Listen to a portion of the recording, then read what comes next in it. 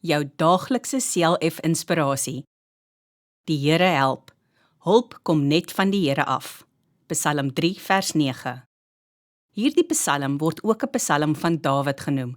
Hy het van sy seun Absalom gevlug. Absalom wou in Dawid se plek koning word en hy wou sy pa doodmaak. Dawid het geweet dat dit net God is wat hom kan help en beskerm. Hy sê in die psalm dat as hy na God roep, antwoord God hom. Ook as hy gaan lê, slaap hy goed, want die Here beskerm hom. So baie keer in ons lewens voel ons bang en onveilig. Party mense voel selfs nie in hulle eie huise veilig nie. Rondom ons is daar so baie misdaad en geweld. Dit maak ons bang. Wanneer ons so benoud voel, kan ons maar net Dawid se voorbeeld volg.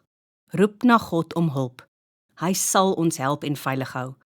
God is getrou en sal sy kinders beskerm.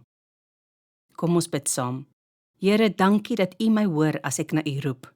Beskerm my asseblief as ek onveilig voel. Amen.